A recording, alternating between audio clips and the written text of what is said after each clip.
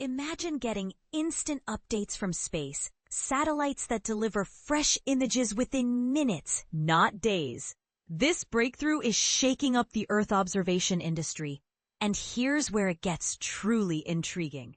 Satellites themselves are now starting to decide what to capture based on what's happening beneath them. Earth observation has always been a data-heavy business. Historically, satellites would beam massive amounts of images down to analysts, who then sifted through endless pictures, many masked by clouds, in search of useful information.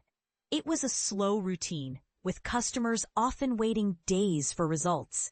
But now, thanks to smarter satellite connections, automated onboard analysis, and advanced AI, turnaround times have shrunk to just hours, or in special cases, even less. But here's the part most people miss. NASA researchers, particularly at the Jet Propulsion Laboratory, JPL, are working towards a future where satellites can spot volcanic eruptions or intense storm systems and transmit precise locations to responders within mere minutes.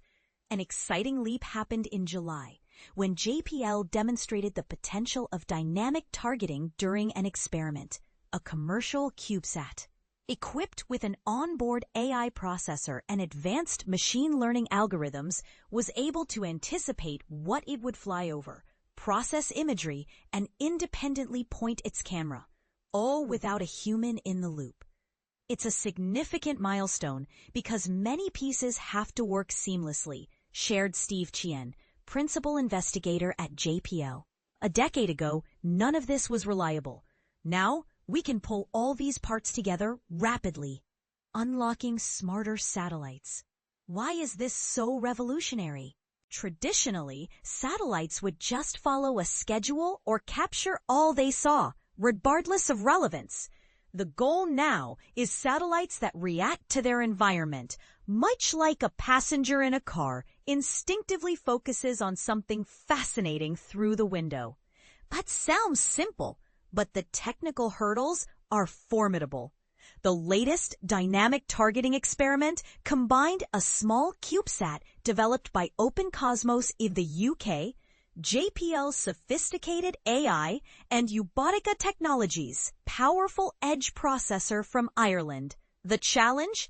Analyze clouds ahead in real time and adjust the camera for an optimal, unobscured view. This entire process, from scanning the horizon to refocusing, takes less than 90 seconds, practically lightning speed compared to traditional methods. And this is the part that sparks debate. Efficient, AI-driven satellites are predicted to outperform human-guided operations, especially under complex or time-sensitive conditions. Is this the beginning of space autonomy overtaking human expertise? Why speed is everything. Consider this.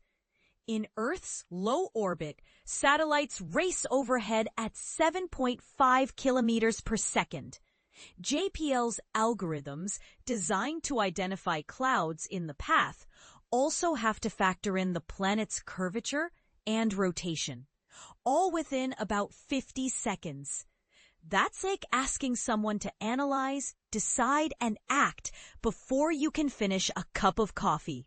The initial blueprint for dynamic targeting included satellites with two separate sensors, one to look ahead and another to look down. But facing hardware limitations, JPL made do with a single, movable camera, proving their tech concept worked even if it wasn't a perfect config. Chien acknowledged, "It's not ideal, but this is about showing the world what's possible." Future satellites may collaborate, with wide-view sensors spotting smoke or storm features and then cueing higher-resolution satellites to zoom in for precise data. Imagine a network of space eyes working together for real-time disaster monitoring. That's where industry is headed. Beyond the clouds. Why target clouds first? Because they're a major problem. Over 2/3 of Earth's mid-latitudes are hidden by cloud cover, frustrating those hungry for clear satellite imagery.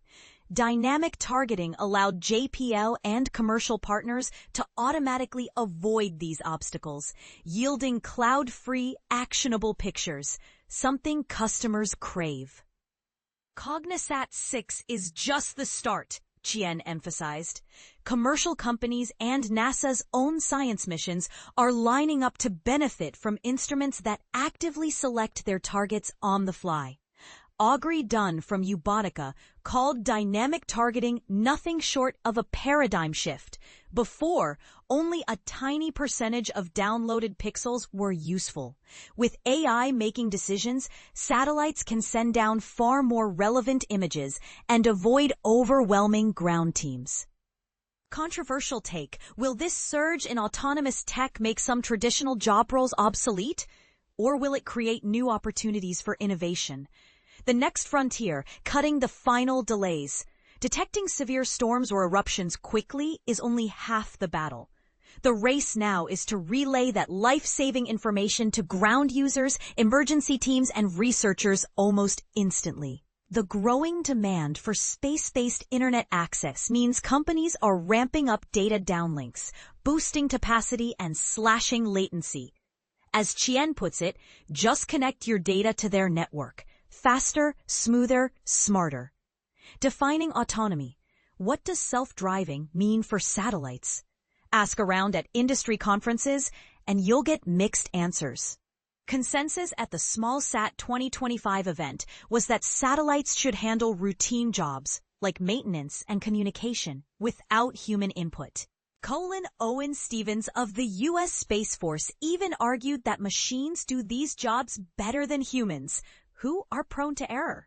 Edge processors, paired with sensors and machine learning, could soon handle more challenging feats, like docking with other spacecraft or dodging debris. Benjamin Bonney from Lawrence Livermore National Lab noted that, especially for missions deep in space, think Mars or lunar ops, autonomy is essential due to tough, slow communications. And here's the controversial question. Should we trust satellites to make more decisions on their own? Or should humans always stay in control? What do you think? Is this the future we want? Or is there a greater risk?